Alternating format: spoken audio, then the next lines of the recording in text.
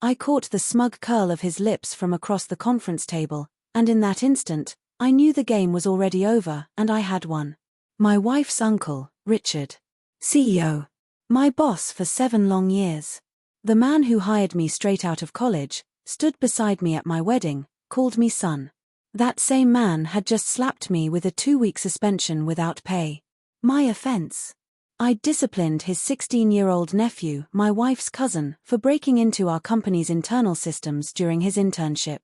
The kid had been bragging openly in Slack, posting memes that included client-protected data. I brought him into my office, told him the behavior was unacceptable, issued a formal write-up. Routine. Policy. My responsibility. But apparently, I'd humiliated him. Made him uncomfortable. His mother, my wife's aunt, called Richard crying. And instead of backing his IT security director, Richard hauled me into his office with HR sitting in the corner. "You owe him an apology," he said, leaning back in his leather chair. "His family. He broke federal data protection laws," I answered evenly. "I documented it. I followed protocol." Richard's jaw clamped tight. 2 weeks. Unpaid. "And when you return, you will apologize to him in writing." That night my wife texted me. "Just apologize. It's not worth the fight. We need your job." I stared at that message for a long time. We didn't need my job. She needed my job.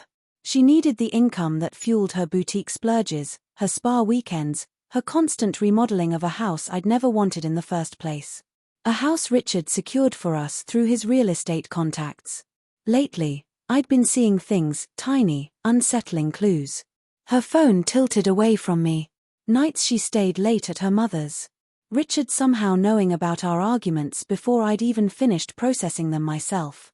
I'd married into a family. I'd forgotten that didn't make me one of them.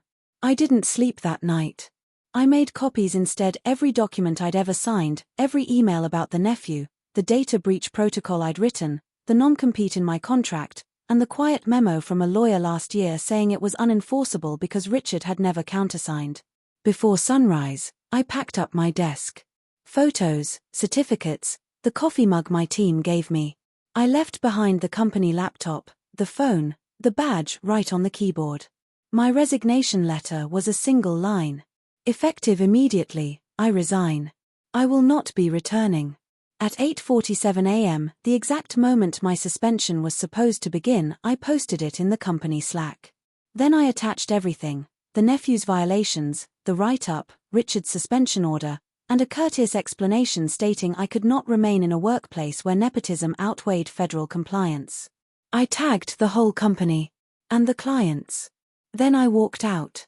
I was in my car when the messages hit, calls, texts, voicemails exploding across my screen. I ignored all of them until I saw one name. Brian Carver, General Counsel. "Tell me you didn't post it," he said the second I answered. His voice trembled. "I posted my resignation. And the context.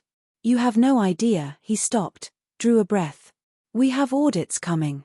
The nephew situation, if that becomes public." "It's already public, Brian."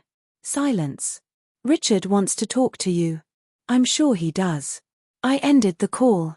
By noon, Richard was calling me directly. I let it ring. His voicemail didn't sound like him, tight, strained, almost begging. "We can fix this. Come back. We'll sort it out. Just delete the post, please." I didn't delete a thing. By close of business, the board had launched an investigation. 3 clients paused their contracts. The nephew disappeared quietly from the building. Richard called again. This time, I answered. "You destroyed me," he said. "No," I replied. "I resigned. You destroyed yourself when you chose a teenager's ego over your company's integrity." He tried to speak, but I cut him off. "And Richard, I start at your competitor on Monday. They've been recruiting me for 2 years. I just never had a reason to leave." I hung up before he could respond. My wife filed for divorce 3 days later. Her family went silent. I didn't care. A week later, I sat in my new office, coffee in hand, watching the sunrise over a city that felt suddenly wider. They thought I needed them. They thought I'd fold. But I'd spent 7 years building my reputation, my skill, my network. They had nothing I couldn't replace. I had everything they never could. The moment Richard's smirk vanished, that was the moment I finally felt alive.